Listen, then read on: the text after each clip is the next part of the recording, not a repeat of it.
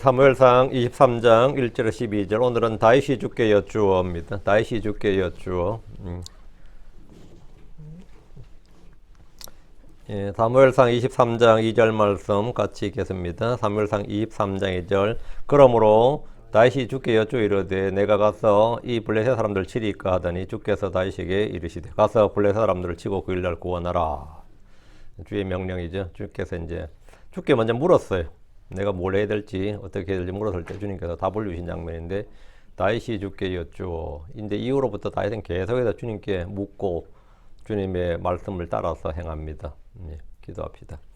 위대하시고 거룩한 주 하나님 감사합니다. 하나님께서 함께하여 도우시고 은혜를 베푸셔서 이 시간도 주의 말씀을 선포합니다. 선포되는 모든 말씀들이 성도들이 잘 전달되고 또 듣는 모든 혼들이 은혜를 입게 하여 주시옵소서. 성령을 통해서 저에게 지혜를 가르쳐 주시고 또 아버지 말씀을 통해서 빛을 주시길 간구합니다. 아버지 생명이 더 풍성하게 해주셔서 제가 이 땅을 사는 동안 또 아버지 주님을 따르는 때 전혀 부족함이 없게 해주시고 제가 온전한 마음으로 또 순전한 마음으로 정직한 마음으로 말씀을 받은 그대로 믿음으로 행할 수 있도록 도와주시옵소서. 전능자 주 하나님, 저희가 주께 묻고 주께 답을 얻게 하여 주시길 간구합니다. 주 하나님께서 복을 주십시오. 함께해 주십시오. 감사드립니다. 주의 성기도 합니다. 아멘.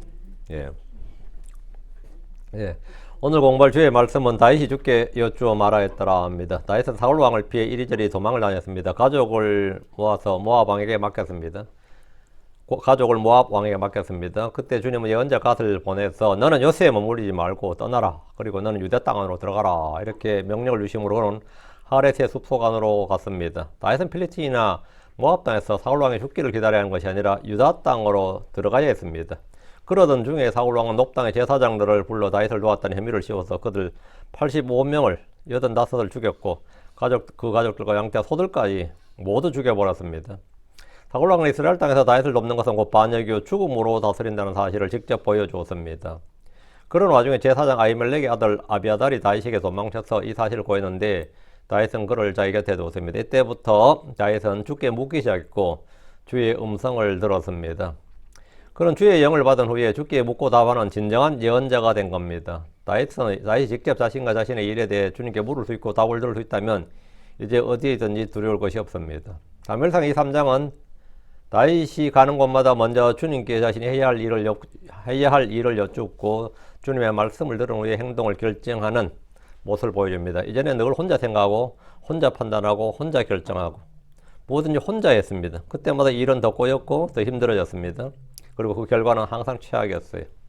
다윗은 위기가 닥치면 선견자 사무엘에게 달려갔다가 요나단에게 갔다가 그런다 일이 해결되는 건 하나도 없죠. 그리고 높당으로 갔다가 가동 아기색에 갔다가 더 큰 위험에 빠질 뻔했습니다. 다윗의 행적이 죽음을 몰고 다니는 재앙을 몰고 다니는 사람처럼 그렇게 됐습니다. 그리고 나서 이제 도망을 쳐서 아기색에 도망쳐서 모압 땅에 가서 자기 가족을 맡기고 모압 왕에게 이제 자기 가족을 맡기고 지금 유다 땅으로 돌아온 상태입니다. 이런 다사다난한 여정 중에 주께 묻고 주의 인도를 받은 적이 없습니다. 그가 가족을 모압 왕에게 맡겼을 때 하나님의 사람 갓을 통해서 유다 땅으로 들어가라는 주의 명령을 받고 지금 유다 땅에 들어와 있는 상태입니다. 그가 유다 땅에 들어왔다는 것은 본격적으로 사울 왕의 추격을 받게 된다는 걸 말합니다. 사울 왕은 반드시 그를 죽이겠다는 것을 공언한 상태입니다. 이제 그를 지켜줄 수 있는 것은 하나님 한 분밖에 없습니다. 안전은 주님으로부터 옵니다. 욥기에 보면 욥기 3장 26절에 내게는 안전도 없고 내게는 안식도 없고 내게는 평안함도 없었도다. 그럼에도 고난이 왔도다. 예, 안전도 없고 안식도 없고 평안도 없는데 뭐야? 그걸로 끝이면 좋은데 그럼에도 고난이 왔도다. 이 말대로 다윗은 지금 계속해서 고난의 연속이었습니다. 주의 기름 부음을 받았다는 사실은 그에게 평안을 준 것이 아니라 더 많은 고난을 초래했습니다. 성경 말하기를 잠언 21장 31절에 마른 전투에 나를 대비하여 준비하느니라. 그러나 안전은 주에게서 오느니라. 또 시편 121편 1절 2절에 내가 산들을 향하여 내 눈을 들리니 거기로부터 나의 도움이 오는도다. 나의 도움이 주로부터 오나니 그분께서 하늘과 땅을 만드셨도다 했습니다. 다윗은 고난을 통해 이런 사실들을 체험적으로 배웠습니다. 자기께나 힘이나 사람들의 도움보다 더 중요한 것이 있다는 사실을 확실히 알게 된 겁니다. 그때부터 그는 주님께 물었고 주님으로부터 오는 음성을 들었습니다. 이것이 진정한 영적 생활입니다. 크리스천들은 성령 인도를 받아야 됩니다. 주를 따른다는 것은 성령을 따르는 겁니다. 이 말은 주의 말씀을 따라 걷는다는 겁니다. 자, 본문 보겠습니다. 1절. 그때 그들이 다윗에게 구하여 말하기를 보소서 필리스틴 사람들이 그 일날을 대항하여 싸웠고 타작마당들을 강탈하였나이다. 타작마당들 강탈했다 이 말은 수확지라서 물건 훔쳐간 거죠. 수확물을 밀이나 이런 거를 그냥 뭐 가져가 버리는 거잖아요. 이스라엘과 필리핀의 전쟁은 사울왕 40년 내내 계속되었습니다. 사사시대의 이스라엘은 필리핀에게 오랫동안 고난을 당했습니다. 가나안 정복 전쟁 때 필리핀을 멸하지 못했고 그들은 그들의 눈에 가시가 되고 옆구리에 찌른 것이 되었습니다. 이스라엘은 힘이 있을 때 반드시 필리핀을 멸해야 했지만 가나안에 들어온 지 몇백 년이 지난 동안 그들을 정복하기는커녕 늘 당했습니다. 그들은 여호수아가 죽고 난 후에도 이 필리핀을 어떻게 할 것인가 이게 생각 자체가 없었습니다. 정복 전쟁 자체를 멈춰버렸습니다. 이제 더 이상 전쟁은 없다. 이제 우리는 더 이상 전쟁은 없다. 전쟁을 왜 하냐 이거죠. 그들은 전쟁을 멈추고 주변 민족들과 평화롭게 공존하며 살 생각이었지만 주님은 그들이 너희 옆구리에 가시가 되며 그들의 신들이 너희에게 올무가 되리라 이렇게 말씀하셨습니다. 필리핀 사람들이 그 일을 대항해서 싸웠다는 소식이 다윗에게 들려왔습니다. 소규모 국지전이긴 하지만 이 일로 그일라라는 도시, 그 도시의 타작마당들이 강탈당했습니다. 필리핀은 수시로 이스라엘을 침공해서 약탈을 일삼았습니다. 먹을 거 없으면 약탈하는 거죠. 우리가 외구란 말 쓰죠. 외구할 때 그게 뭐냐면 구가 그 약탈한다는 말이에요. 그러면 신라가 외놈을 약탈하면 뭐가 된 거죠? 당나라를 약탈하면 신라구가 되는 거죠. 근데 뭐 외구도 한국에 많이 침몰해서 약탈 많이 했지만 뭐 삼국시대 신라도 약탈 많이 했어요. 그 신라구라는 게 일본에 있고 당나라 쪽도 있고 그래요. 약탈 많이 했습니다. 왜? 약탈에 가서 기본적으로 뭐죠? 남의 걸 그대로 가져오는 거니까 뺏어오는 거니까 그럼 고구려도 마찬가지죠. 뭐 약탈 경제라 그래요. 예, 거긴 땅 자체가 먹고 살 만한 땅이 그렇게 수확물이 많지 않기 때문에 약탈 경제 기본적으로. 그건 뭐 당연한 거겠죠. 근데 필리핀도 마찬가지였습니다. 약탈 경제예요. 그러니까 이스라엘은 항상 그들에게 노출될 수밖에 없는 거죠. 그 이제 가을철 수확을 하게 된다 이러면 어떻게 되겠어요? 당연히 그땐 전쟁이지 뭐. 와서 뺏어가는 거죠. 수확대가 되면 이건 연례 행사입니다. 연례 행사처럼 밀고 들어와서 그들을 강탈했습니다. 그일라는 본래 유다 지파에 분배된 땅으로 헤브론 북서쪽으로 10마일 정도, 아둘람 남쪽으로 3마일 정도 거리입니다. 지금 다윗이 머물고 있는 하레 수풀로 그일라 지역과 거리가 한 5마일 정도. 그러니까 이제 그렇게 멀지 않는 곳에 지금 다윗이 머물고 있었던 겁니다. 이런 전쟁에서 백성의 생명과 재산을 지키는 것이 왕이 해야 될 일입니다. 이스라엘의 왕을 세운 것은 왕에게 국방과 치안을 맡기자는 것이었습니다. 사사시대는 사사들이 했는데 그럼 하나님께서 어느 날 사사를 세워서 하면 누가 누군지도 잘 모르고 전쟁이 너무 불안하니까 상시적으로 항상 상비군을 두자. 그게 뭐냐 왕이에요. 상비 사사가 왕이라고요. 사사는 임시적으로 템포를 일어나서 한참 하다가 또 다른 사람이 되니까 아예 그냥 왕조를 하나 세워서 왕으로 하여금 이스라엘을 구원하는 구원자가 되고 우리의 국방과 치안을 맡기자. 이제 그게 이스라엘 국민들의 요청이었고 왕을 세우자는 거였죠. 자, 2절. 그러므로 다윗이 주께 여쭈어 말하였더라. 내가 가서 이 필리스틴 사람들을 치리이까. 이에 주께서 다윗에게 말씀하였더라. 가서 필리스틴 사람들을 치고 그일라를 구원하라.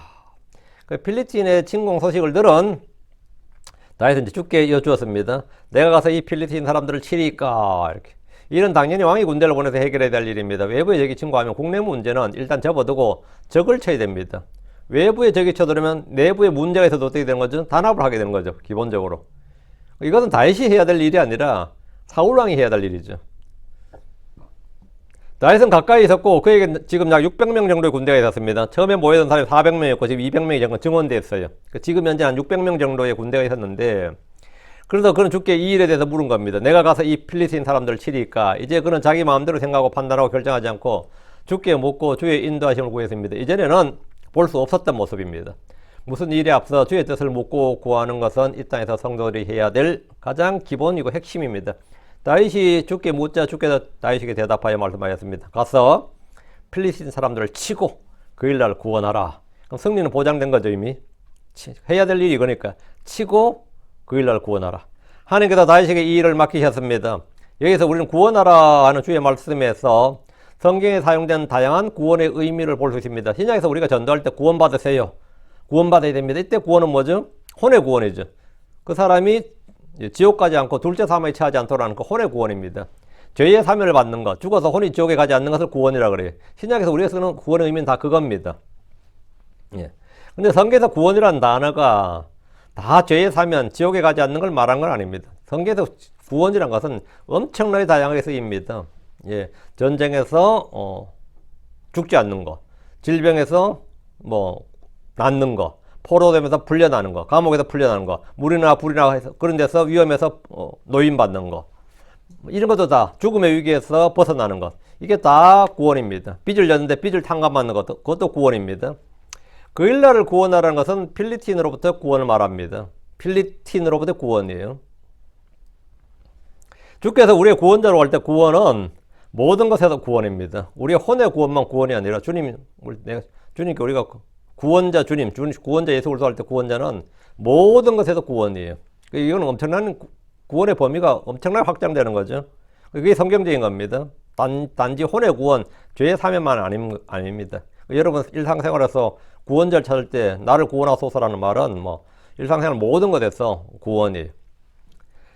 사사들은 구원자로 불렸습니다. 하나님이 다윗에게 기름 부으신 것은 이스라엘의 대장이요 구원자로 임명하신 겁니다. 자, 3절 또 다윗의 사람들이 그에게 말하였더라. 보소서 우리가 여기에 유다에서도 두려운데 그일라에 가서 필리스틴 사람들의 군대를 대적한다면 얼마나 더 많이 두려우리까. 그러니까 다윗은 주님의 음성을 들었는데 딱 반대가 일어나는 거예요. 왜? 부하들이 당장 안 된다는 거죠. 내가 주의 말씀을 듣는다고 뭐 하겠다 하면 가장 가까운 곳에서 뭐가 이런 거죠? 나는 반댈세가 나와요. 나는 반댈세. 뭐 교회에서도 마찬가지. 뭐 좀 하겠다 그러면 나는 반댈세가 반드시 바로 나옵니다. 그 좋은 생각 아닌 것 같은데요. 뭐 한 번 더 생각해 보시죠. 뭐 이러면서 그 이야기하면 주께 응답 받았습니다. 그러면 뭐 자기만 주를 믿나 그러고 뭐 이제 지만 신앙 있나 그러고 뭐 이래가지고 하여튼 나는 반댈세가 나와요. 다윗이 그일라를 침공한 필리스틴과 싸우러 간다고 할 때 다윗의 사람들은 왜 반대한 겁니다. 두려웠어요. 보소서 우리가 여기 유다에서도 두려운데 유다에서 왜 두렵죠? 사울왕 때문에 두려운 거죠. 지금 다윗은 반역군이에요. 사실은 반역자들이라고. 이 말은 지금도 그들의 지위와 상태가 매우 불안전 상태고 참 위험한 상태에 있는데 그 왕이 임명한 정규 군대가 아닙니다. 지금 그들은 왕을 피해 숨어있는 상태입니다. 그런 다윗이 군대를 움직인다는 것은 위험하기 그지없는 일입니다. 그런데 이런 다윗이 그를 따르는 무리들을 데리고 그일라에 가서 필리스틴 사람들의 군대를 대적한다면 얼마나 더 많은 두려운 일이냐는 겁니다. 그들이 그일라로 가서 필리스틴 사람들과 싸우면 앞은 외적이 뒤는 사울의 군대가 올 수 있습니다. 그럼 그들은 앞뒤로 협공을 당하는 처지가 됩니다. 전쟁에서 가장 기본이 뭐냐? 후방의 퇴로가 안전하게 확보되는 겁니다. 후방의 퇴로가 확보되지 않으면 전쟁을 할 수가 없습니다. 가장 중요한 거. 이게 후방의 퇴로가 안전하게 확보되는 거. 그 말은 뭐냐면 보급이 안전해야 된다는 거예요. 후방의 퇴로가 확보된다는 말은 원활하게 보급이 이루어질 수 있는 거죠. 근데 지금 다윗이 그일라로 가면 이건 난감하다 이거죠. 앞에는 필리스틴 적이, 뒤에는 뭐 사울 왕이. 이러면 이거는 우리는 완전히 뭐가 되는 거죠? 사면초가가 된다 이 말이죠. 이거는 진짜 뭐 진퇴양난이다 이거지. 이렇게 되는 거지. 지금 다윗이 출전하면 전방의 그 필리스틴이란 적보다 후방에 사울의 군대가 올 수 있다는 것, 이게 더 치명적인 위험이었습니다. 사울도 당연히 이제 그일라를 국제전이 벌어졌다는 걸 알고 군대를 보낼 게 뻔한데 그러면 이제 끝난다 이 말이죠.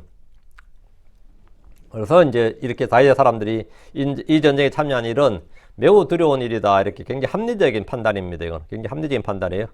그러나 이 전쟁에 참여한 일은 다윗의 경솔한 판단이나 독단적인 결정이 아니라 주께서 주신 명령이었고 그에게 부여하신 사역이었습니다.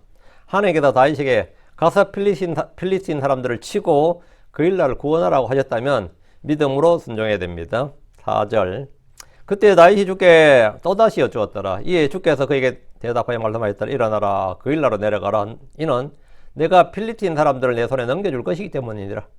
주님께서 딱 말씀을 하시니까 다윗이 부하들의 말 듣고 신하들의 말 듣고 다시 한번 물은 거예요. 신중한 거죠. 다윗은 그의 부하들이 그일라로 가서 필리스틴 사람들과 싸우는 것의 위험성과 두려움에 대해 말하자 다시 주께 여쭈었습니다. 이미 주께서 말씀하셨지만 다시 주께 묻는 것은 그의 생각에도 이 일이 매우 위험한 일이었으며 부하들의 말에도 충분히 공감했기 때문입니다. 그들이 싸우는데 사울왕이 그들의 후미에 들이닥치면 정말 난감한 일이 아닐 수가 없습니다. 그러다 다윗이 주께 또 한 번 물었습니다. 주의 말씀을 듣고도 다시 확인하고 또 확인했던 사람이 성경 누구죠? 기드온이죠. 기드온이 대표적인 사람이에요. 뭐 주님이 답을 줘도 한 번으로는 안 된다 이거예요. 그래서 또 묻고 답을 얻는 장면이 있는데 기도원은 주님의 말씀을 들은 후에도 확신을 얻기 위해서 몇 번이나 다시 한번 시험했습니다. 그만큼 그 일이 두려웠기 때문입니다. 그 일이 두려웠어요. 다윗 역시 이 일에 신중을 이하고 다시 한번 주께 여쭈었습니다. 이에 주님은 다윗에게 대답하여 말씀하셨습니다. 일어나라, 그일라로 내려가라. 주의 뜻은 분명합니다. 다윗은 주의 뜻을 알기를 원했고 주님은 그에게 그분 자신의 뜻을 계시해 주었습니다. 이제는 믿고 순종하면 됩니다. 하나님은 다윗의 염려와 두려움을 잘 아십니다. 우리의 연약함을 잘 아시는 분입니다. 우리의 사정을 누구보다 잘 아는 게 주님입니다. 주께서는 명령과 더불어 다윗에게 승리를 약속하셨습니다.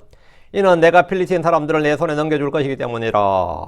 주님이 다윗을 전쟁터로 가라고 하신 것은 위험에 빠뜨리기 위해서 죽으라고 보내신 것이 아니라 그들을 구원하라는 겁니다. 승리를 주시기 위해서입니다. 비록 그가 사울왕에겐 쫓기고 있지만 하나님은 그에게 이스라엘의 양떼를 지키는 목자요 구원하는 목자로서 해야 할 일을 하도록 하셨습니다. 주님이 이제 다윗을 이스라엘의 대장 구원자로 삼았다는 거죠. 그게 이제 왕위를 지금 못 받았다 하더라도 그 일을 해야 된다는 겁니다. 너는 그 일로 기름 부음 받았다 이거예요. 그 일을 하라는 거죠. 우리는 간혹 자신의 어려운 처지로 해서 주님이 하라고 하신 일을 포기해버립니다. 많이들이 주의 뜻을 알고도 이런저런 사정으로 주님을 따르지 못하고 주의 말씀에 순종하지 못합니다. 저뭐 들어보면 사정 없는 사람 아무도 없습니다. 이는 내가 필리스틴 사람들을 내 손에 넘겨줄 것이기 때문이라. 필리스틴과 싸우러 그일라로 가는 일은 위험하다. 두려운 일이란 것은 사람들의 생각입니다. 그래서 우리는 자기를 부인하고 주를 따라야 합니다. 나의 생각과 판단과 사람들의 조언이나 판단이나 객관적인 데이터를 바탕으로 판단하는 것이 그나마 안전할 수는 있겠지만 그것은 주의 말씀이나 계시가 없을 때 그런 겁니다. 주의 말씀이나 계시가 없으면 당연히 뭡니까? 중요한 건 뭐죠? 객관적 데이터겠죠. 아무래도 객관적 데이터가 중요하겠지. 그리고 위대한 조언자가 필요하고요. 그렇겠지만 주의 말씀이나 주의 명령, 주의 계시가 있다, 주의 약속이 있다 그러면 그 나머지 데이터는 아무 소용이 없습니다. 모든 사람들의 조언이나 판단이 아무 소용이 없어요. 아무런 의미가 없습니다. 주의 뜻만이 홀로 서기 때문입니다. 5절 이에 다윗과 그의 사람들이 그일라로 가서 필리스틴 사람들과 싸웠으며 또 그들의 가축을 끌어오고 큰 사륙으로 그들을 쳤더라. 이와 같이 다윗이 그일라 그 주민들을 구원하였더라. 다윗이 한 건 한 거죠. 다윗이 한 건 한 겁니다. 다윗은 주의 말씀에 따라 그일라로 가서 필리스틴 사람들과 싸웠습니다. 필리스틴 사람들은 다윗이 근처에 있었고 그가 싸우러 올 줄은 전혀 생각하지 못했을 겁니다. 다윗은 전격적으로 필리스틴을 공격해서 그들과 가축을 끌어오고 큰 사륙으로 그들을 쳤습니다. 다윗의 승리는 그의 탁월한 전술이나 전략이나 또는 우월한 무기체계 때문이 아니라 주님이 주신 선물이었습니다. 우리는 그리스도의 좋은 군사들로 부름받았습니다. 우리는 싸우면 이기는 자들입니다. 우리는 다 정복자들이에요. 성경 우리가 하나님의 전신갑주를 입고 혈과 육이 아닌 하늘에 있는 정사들과 권능들과 이 세상 어둠의 치리자들을 대적하여 높은 처소들의 영적 사악함을 대적하여 싸우도록 명하셨습니다. 그럼 어떻게 됩니까? 싸우면 이깁니다. 싸우면 이깁니다. 이 많은 분들이 가끔 이제 뭐 저한테 메일로도 보내고 이렇게 하는 고민을 한때 보면 참 육신과 제가 싸워서 잘 못 이긴다는 그런 참 그래도 그런 고민은 뭐 좋은 고민이에요. 근데 실제로 그렇지 않습니다. 싸우면 이겨요. 싸우지 않고 지는 거지 싸우면 이겨요. 크리스천들은 싸우면 무조건 이기도록 되어 있습니다. 구약에서 전쟁은 문자 그대로 칼을 들고 전쟁터로 나가 적들을 죽이고 약탈물을 취하는 겁니다. 다윗이 한 일이 그런 겁니다. 그러나 신약에서 크리스천들은 손에 칼이나 창을 잡고 이교도들과 싸우는 것이 아닙니다. 성경이 말하기를 고린도서 10장 3절에 이는 비록 우리가 육신 안에서 걸을지라도 우리가 육신을 따라 싸우지 아니하기 때문이라 그랬습니다. 우리의 전쟁 무기들은 육신에 속하지 않습니다. 다윗은 주의 말씀에 순종해서 그일라로 가서 필리스틴 사람들과 싸웠습니다. 그들의 가축을 끌어오고 큰 사륙으로 그들을 쳤습니다. 이런 본문을 읽을 때 구약에서 하나님과 신약에서의 구약의 하나님은 신약에서 보이는 모습과 너무나 다르다고 말합니다. 구약에서 문자 그대로 죽인 사륙과 약탈이 흔하게 일어납니다.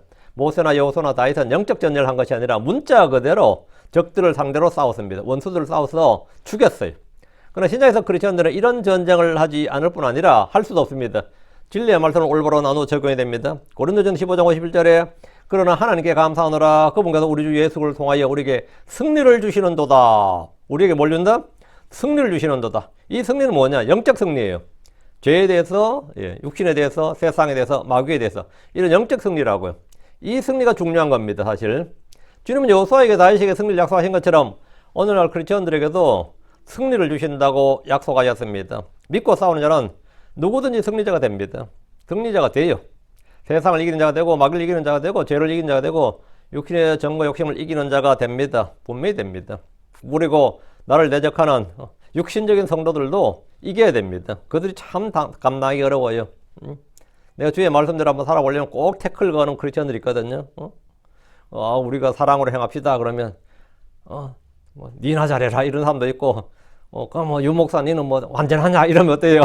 니는 완전하냐? 니는 뭐 그건 다 성경대로 하냐? 이러면 아니요 그러면 그건 말하지 마 이러잖아요.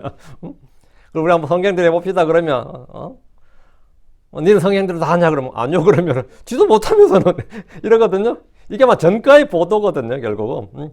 하지 말자는 거지 결국은. 하자 그러면 그럼 같이 한번 해봅시다. 기도해봅시다. 이런 사람 이렇게 호응 안 합니다. 딱 반발이 나오는 게 뭐냐면 니는 완전하냐? 니는 다 하냐? 그럼 뭐 우리 뭐라 그래요? 다 아니요 그러지. 그럼 그때 뭐라 하죠? 당장 뭐 몰아치죠.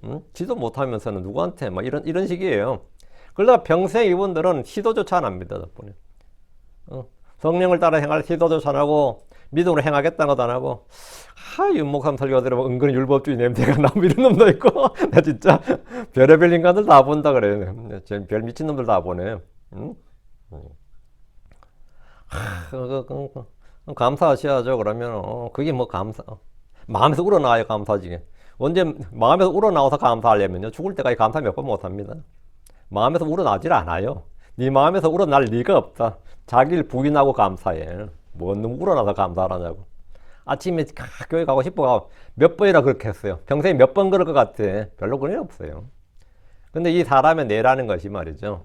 하다 보면 이게 습관이 되고 이게 루틴이 되면 이거 안 하면 오히려 이상하다고. 그래서 내가 이거 루틴을 만들어야 돼요. 성경 읽는 것도 마찬가지, 기도하는 것도 마찬가지고 내 생활 방식을 여기 딱 맞추는 겁니다. 이게 건전한 교리의 틀, 진리의 틀, 말씀의 틀이에요. 내가 이 틀에 맞추는 거지. 뭔 마음에서 우러나. 그 더러운 양심과 마음에서 뭐 우러날 게 뭐가 있다고. 우러나겠어요. 자기를 부인하고, 자기를 부인하고. 그게 육신은 쳐야 되는 겁니다. 육신은 그래 죽여야 되는 거예요.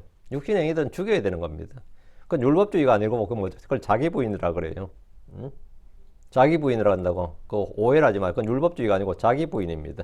자기를 부인하고 자기 십자가를 지고 주의 말씀을 따르는 겁니다. 그럼 승리자가 되는 거예요.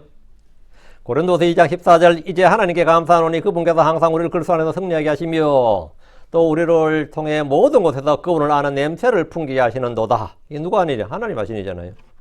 그분께서 항상 우리를 그리스도 안에서 승리하게 하시며 믿는 자는 승리자에 이기는 자입니다.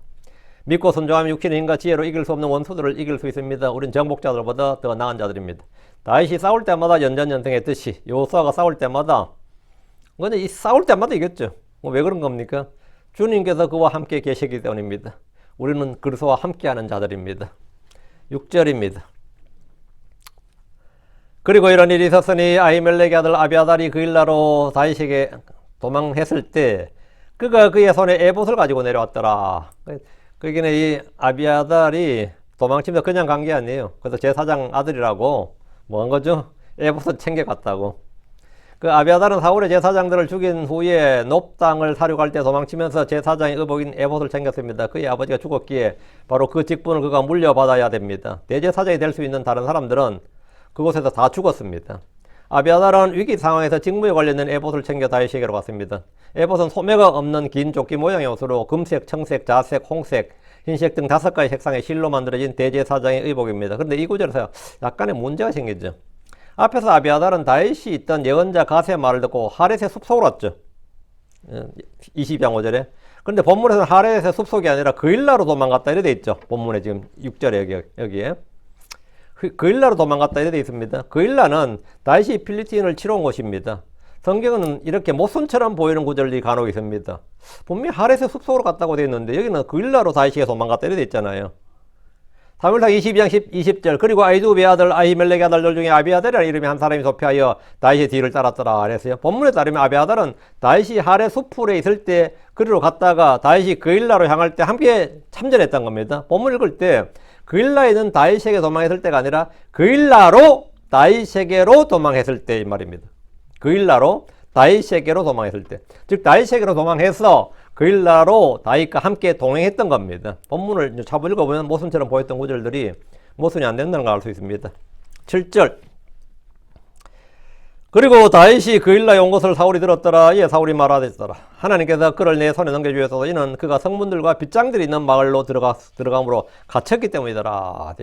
다윗이 그 일나에서 필리스틴을 사륙하고 노래한 것은 금방 사울 왕의 귀에 들어갔습니다. 백성들 입장에서 뭐죠? 다윗이 또 한 건 한 거죠. 이건 영웅적인 행동이라고. 적을 물리치고 이러면 뭐가 되는 거냐? 이제 뭐 진짜 다윗의 인기가 이제 민중들에게는 민심을 이제 들끓는 거죠. 한국에서 우리 뭐 조선시대에 뭐 이성계가 조선을 건국하게 된 것도 워낙 전공을 많이 세웠기 때문입니다. 일단은. 북쪽에 있는 사람이 하도 이제 왜구가 많이 침략하니까 저 북쪽에 있는 해령에 있었던 이성계를 불러다가 남원까지 파송한 거예요. 전라도 남원까지 파송해서 왜구를 물리쳤어요. 그 황산전투라 그래가지고 그 전투는 이성계를 일약 고려의 스타를 만들었습니다. 황산전투를 이겨는 바람에 이성계는 왕이 될 수 있었어요. 거기서 남원에까지 침범한 이 왜구를 완전히 소멸해버린, 완전히 진짜 뭐 끝장을 봐버린 거죠. 그리고 개성으로 돌아올 때는 이 사람이 거의 왕이었어요. 사실은 이름만 저게 아닐 뿐이지. 그 전에 최정이었는데 이제 최정은 늙었고 뭐 나이 70이 넘어봐 이러니까 이제는 뭐 최정은 아니잖아요. 진짜 참전 못하니까. 그리고 이제 이성계가 이제 완전 혼자 이제 이 빛을 다 받는 거죠. 모든 스팟라이트를 다 받은 거죠. 근데 지금 다윗이 그 꼴이에요. 전에는 사울도 좀 참전하고 뭐 사울왕도 뭐가 좀 있었는데 지금은 이제 다윗이란 말이죠. 그래 이제 사울왕은 딱 들어왔을 때 보니까 그래도 그놈이 도망다니면서도 할 일은 하네 하면서 칭찬한 건 아니겠죠 당연히. 그러니까 국경부근의 도시가 약탈당했고 왕은 군대를 보내지도 않았습니다. 지금 이 본문에 보면 그냥 다윗이 물리쳤지 뭐 이 정도 일로는 이 사울은 군대를 보내지도 않았어요. 이 정도 소규모 전쟁은 늘 있는 일로 치부할 수도 있고 임금 부대에 명해서 알아서 처리하도록 할 수도 있습니다. 뭐 왕이 참전할 정도의 그 정도는 아니었던 거죠. 근데 그곳에 다윗이 나타나서 적들을 치고 그 일나를 구원했으니까 왕의 입장에서는 고맙고 감사한 일이죠. 어떻게 생각해요? 고맙고 감사한 일이죠.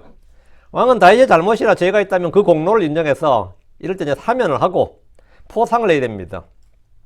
그러나 지금은 그를 죽이는 상황이고 역적으로 규정한 상태니까 그런 다윗이 자신의 군대가 있다는 것은 왕에게는 보통 심각한 일이 아닙니다. 다윗에게 군대가 있었나? 한 600명 되는데 이거는 보통 문제가 아니에요. 600명 정도면 이거는 뭐 대대병력 아니에요. 그렇죠? 이건 진짜 대대병력이거든요. 그러니까 이 정도 군대가 있단 말이에요. 게다가 그 군대로 적을 물리치고 그 일날 구원했다면 굉장히 전투력이 막강한 군대다는 거죠. 그러면 사울왕에게는 보통 심각한 일이 아닙니다. 그 군대로 지금 적을 물리치고 그 일날 구원하면 민심이 어디로 향할지는 뻔한 일입니다. 민심이.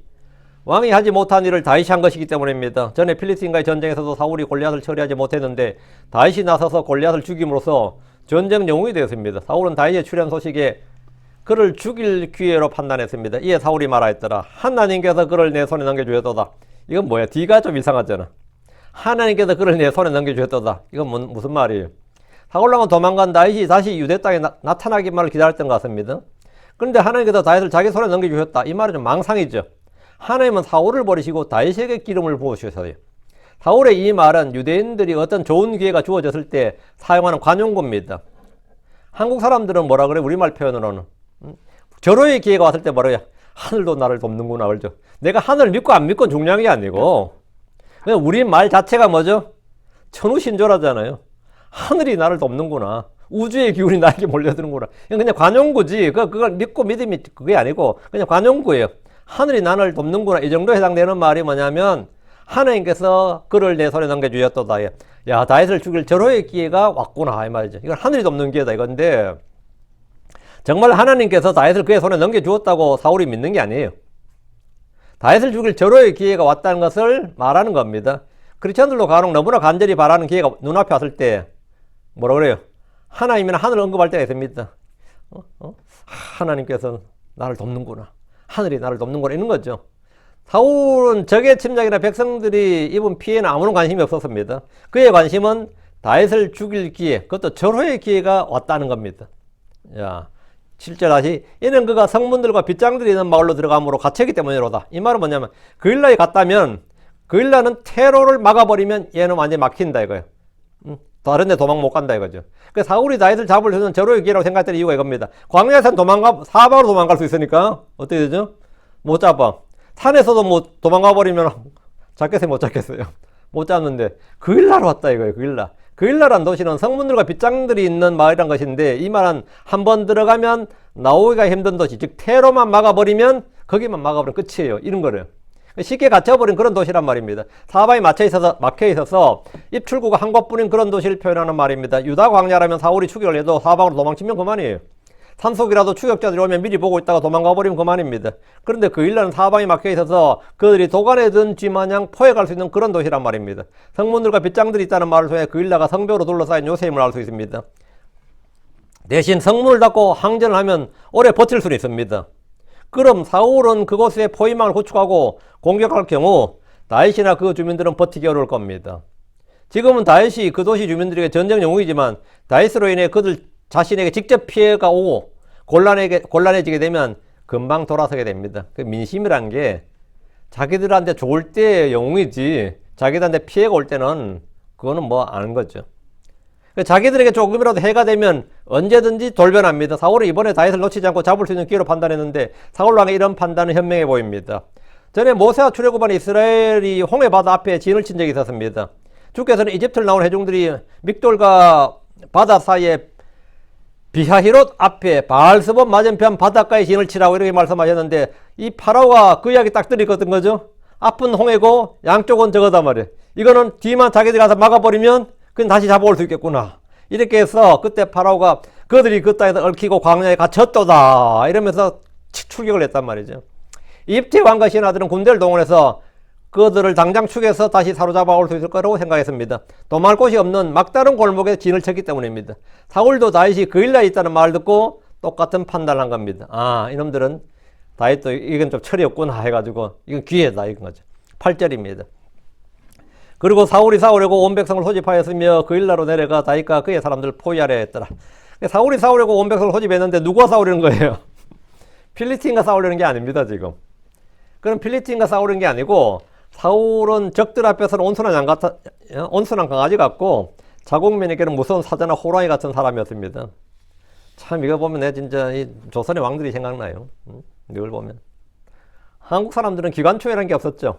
한국의 구한말이 기관총이, 한국 전쟁에서 최초로 기관총이 사용된 예가 고종 황제가 동학혁명 농민군 죽일 때 썼습니다. 그게 최초예요. 그 동학 농민군들이 기관총알 처음 맞았어요. 그 뭘 살당하는 거죠. 근데 일본군과 청나라 군대도 그 진압에 참여했는데 일본군이 놀랐어요. 일본군도 차마 일본군 차마 그 동학 농민들을 상대로 기관총을 쏠 생각은 못했어요. 근데 조선의 관리들을 쏘더라는 거예요. 일본군이 놀라버린 거야.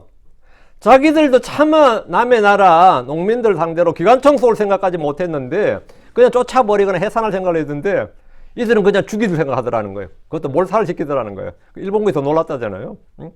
그 자국 국민들에 대해서는 이런 게 뭐 능지처참한다, 뭐 도륙한다 이런 말을 막 마구 하잖아요. 크리스천들도 보면 말이에요, 밖에 나가서는 죄와 불법에 대해서 한마디 말도 못하고 싸울 줄을 모릅니다. 그런 사람들이 교회에 와서 형제들의 잘못이나 실수나 허물에 대해서는 뭐 날카롭게 꼬집고 책마고 멱살 잡고 막 후두룩합니다. 뭐 안에서는 뭐 그런 여포들이 따로 없어요. 그렇게 용장들이 다 관우장군이야. 교회 와서 보면 그렇게 잘 싸워. 동성애나 낙태에 대해서는 한마디도 반대 목소리를 내지 못하고, 뭐 좌파 이런 데 대해서 한마디도 못해. 목사들도 말 못합니다. 왜? 교회 와서 뭐 일 될까봐. 그들의 죄와 불법에 대해서는 정교 분리를 외치면서 교회에 와서는 혼자 정의로운 투사로 행세하는 이들이 우리 주변에 흔하디 흔합니다. 제가 아는 이 형제들 중에서도 많아요. 그렇게 지금 여당 정부에 대해서는 막 쌍욕을 퍼부어대는데, 반대로 그 한 사람들에 대해서는 그럼들 지금도 아마 미국 소고기 잘 먹을 거야, 그죠? 성주 참외 잘 먹을 거야. 아마 미국 소고기 잘 먹고 성주 참외 잘 먹고 지금 아마 회도 잘 먹을 것 같아. 얼마 전까지만 해도 한국에서 어땠어요? 회 못 먹는 걸로 돼 있어요. 회 못 먹는 걸로. 그렇게 기사 쓰고 선동하던 놈들 지금 내가 생각하면 횟집 가서 잘 처먹을 거야 아마. 그렇게 막 왜 그런 거죠? 누굴 상대로 일본 상대로 싸우는 거 아닙니다. 일본을 빌미로 같은 나라 사람하고 싸우는 거예요. 그게 한국합 특징입니다. 근데 크리스천들 비슷해요. 형제들과의 다툼이나 분쟁에서는 양보나 타협이 없고 끝까지 잘잘못을 따진 애들이 외인들에겐 그렇게 넓은 마음과 융통성을 발휘합니다. 사울왕이 바로 그런 사람이었습니다. 사울왕이 그런 사람이었어요. 이 아들 요나단에게는 엄격하고 가혹했습니다. 사위이자 신실한 종 다윗에게는 용서나 자비가 없었습니다. 그러나 반드시 진멸하는 아비멜렉 족속의 왕 아각에 대해서는 한없는 너그러움을 보여줬습니다. 아각 앞에서는 뭐 그렇게 자비로움을 보여주는 거예요. 킹제임 성경 진영 안에도 이런 부류의 사람들이 꽤 많습니다. 이집트의 파라오가 모세와 이스라엘을 대적하는 것은 쉽게 이해할 수 있습니다. 당연하죠.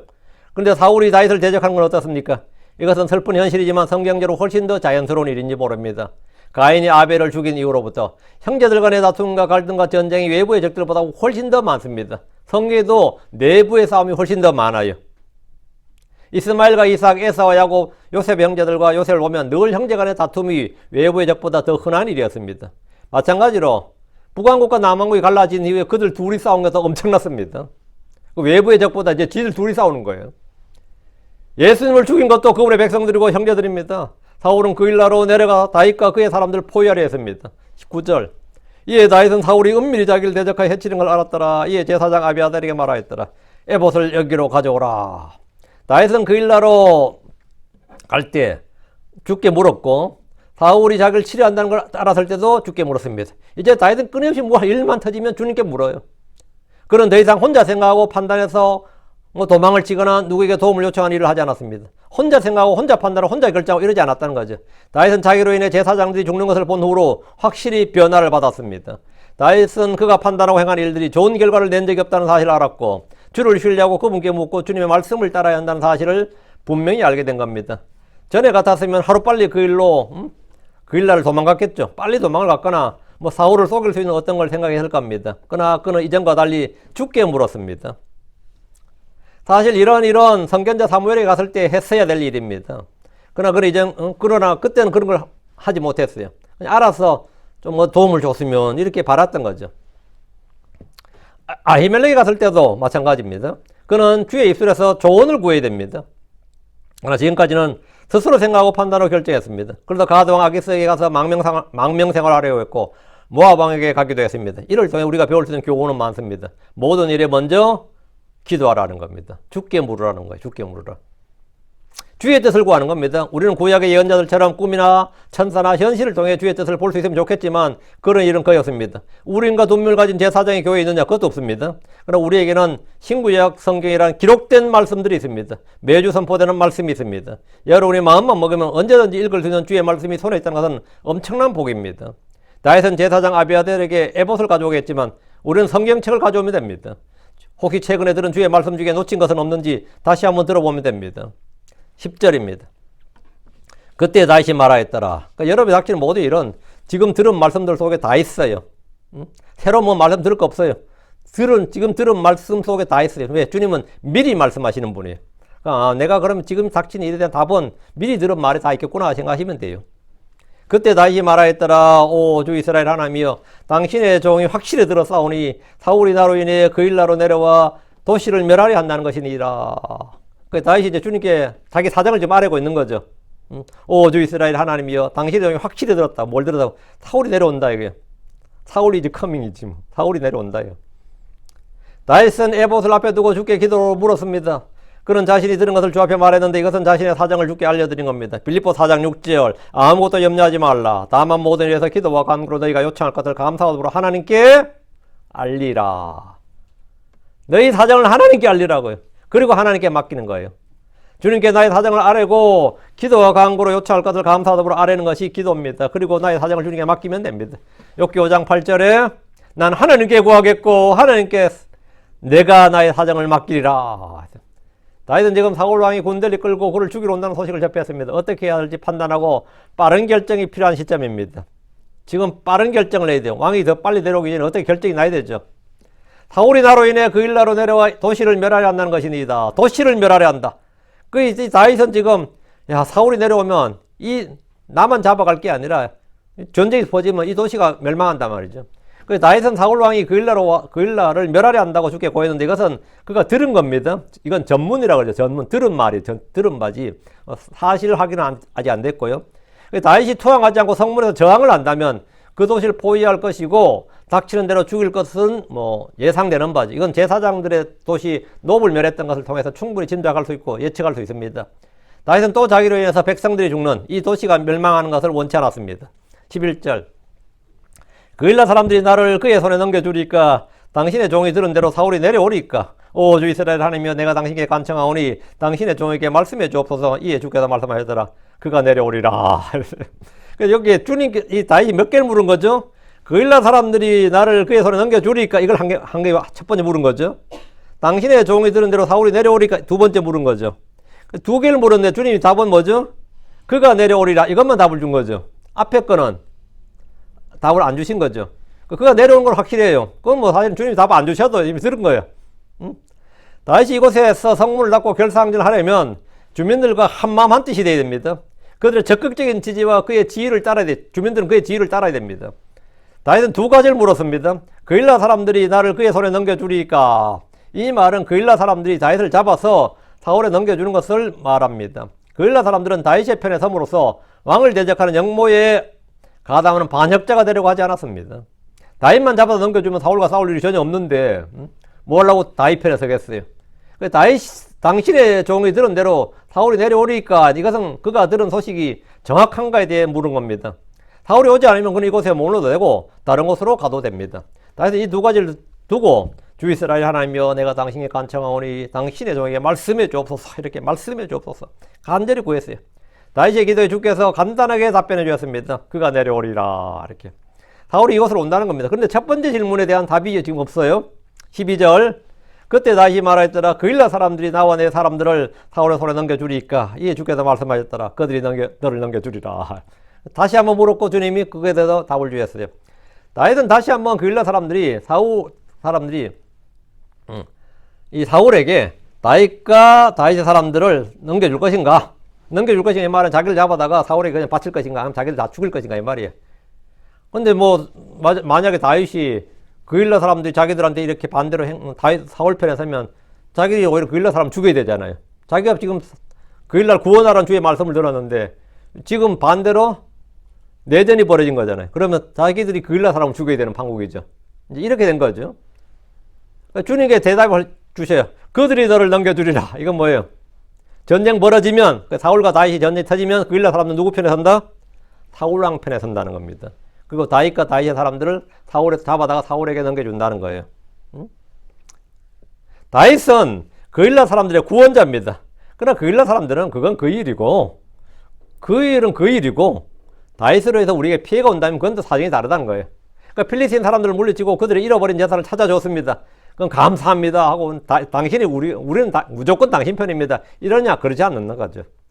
사울 왕이 그를 잡으러 오면 다윗을 사울의 손에 넘겨줄 것이다. 뭐 뻔한 이야기인데 주님께서 확 답을 주신 겁니다. 이게 사람입니다. 내가 은혜를 입었다고 영원히 그 편에 서는 거 아니에요. 이게 사람의 마음이에요. 사람은 누군가에게 은혜를 입었다고 해서 그 사람 때문에 입는 손해나 피해를 원치 않습니다. 내가 저 사람으로 해서 엄청난 은혜를 입었어요. 그렇지만 또 그 사람으로 해서 또 만만치 않은 피해가 오네 이러면 되는 거죠. 은혜는 은혜고 피해가 오는 걸 원치 않아요. 그래서 그렇다면 다윗은 사울이 이곳에 오기 전에 그일라를 떠나는 것이 주민들에게 피해를 주지 않고 왕과 전쟁으로 피하는 최선의 선택이 됩니다. 그럼 다음 해야 될 일은 뭐죠? 뻔한 거지 뻔하지 빨리 다시 튀어야죠. 빨리 그일라에 도착하기 전 튀어야지. 아니면 왕과 싸우겠다고 마음먹는다. 예를 들어 싸우겠다고 마음먹는다 이러면은 그일라 사람들부터 죽여야 됩니다. 그런 자체가 말이 안 되니까 무조건 지금은 도망가야 돼요. 한마디로 말하면 전쟁을 이겼지만 대접은 못 받는 거죠. 전쟁을 이겼지만 하나님께서 다윗에게 전쟁에 승리를 주셨지만 사람들에게 얻을 인기나 명예를 주시진 않으셨다 이 말이에요. 그거는 지금 받을 게 아니에요. 우리가 주의 일을 했을 때 주의 일을 한 것으로 만족해야 됩니다. 주의 일을 했는데 왜 알아주는 놈이 없냐 이거. 내가 했으면 알아줘야 될 거 아니냐.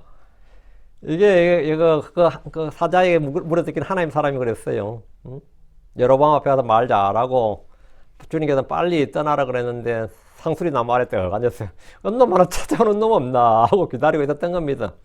그 늙은 베델의 예언자가 사람 보내서 우리 집 오라고 빵도 주고 씻고 좀 쉬라고 하니까 뭐 얼른 갔지. 주님께서 분명 거기서 빵도 먹지 말고 돌아가지 말라는데 쏘가버렸죠. 그러다 죽었는데 왜 그런 것 같아요? 솔직히 내가 이렇게 표적도 일으키고 하나님의 종으로 쓰임 받았으면 누가 좀 알아봐주면 얼마나 좋아. 응? 누가 좀 알아봐주면 얼마나 좋아. 응? 근데 그걸 기대하면 안 됩니다. 지금 다윗도 마찬가지예요. 이야, 다시 한번 천천히 만만 소리 들었으면 좋겠는데 그 일러 사람들도 자기한테 환호하면서 열화 같은 말이죠. 우리는 영원히 당신의 종인이다 그러면 얼마나 좋겠어요. 근데 그렇지 않다고 네 자보다 넘겨준다고. 그렇긴 해. 예. 내가 은혜를 베풀었다 해서 그 사람 믿을 거 아닙니다. 저놈은 나한테 그래서 받은 게 좀 있으니까 내 편 들겠지 싶어도 실제로 그렇지 않습니다. 그거는 뭐 저도 목회를 해보면 그건 뭐 잘 알죠. 얼마 전까지 뭐 목사님이 하나님께서 보낸 종입니다 했다가 보면 돌아서 가지고 욕 싸가지를 되는 놈들 많이 있어요. 한둘이 아니지 지금도. 그런 거 보면 그게 인간이에요. 근데 그건 이상한 일이 아닙니다. 자연스러운 일이지. 그 이상한 일 하나도 아닙니다. 그러면 하나님께 감사한 거죠. 예, 예. 그래야 하늘에서 보상이 크지. 덕분에 또 보상이 쌓이는구나 싶지. 하나님의 보상이 크지. 예, 기도합시다. 위대하고 거룩한 주 하나님 감사합니다. 하나님께 은혜 주셔서 오늘도 주의 말씀을 선포했습니다. 선포된 모든 말씀들이 성도들에게 잘 전달되게 해주십시오. 전능자 주 하나님께서 은혜 베풀어 주셔서 주의 첫날 이 자리에 함께 모인 성도들이 참으로 주님의 말씀으로 주의 영으로 충만케 하시고 속사람이 강건하게 하시고 또 믿음으로 잘 자라게 하실 간구합니다. 저희도 다윗처럼 모든 일에서 먼저 자신의 생각과 판단과 결정 이런 것이 아니라 먼저 주님께 묻고 저희 사정을 주님께 아뢰고 또 주님의 인도함을 받도록 인도해 주시고 주님께서 말씀해 주시고 저희가 듣게 해 주시고 깨닫게 해 주십시오. 그래서 평생토록 주의 말씀, 주의 성령의 인도함을 받는 그런 성도들이 되도록 해 주시고 늘 승리자가 되게 하시고 사람들에게 영광을 받지 않고 주님으로부터 인정받는 종이 되게 해 주십시오. 감사드립니다. 주의 성기도합니다. 아멘. 아멘.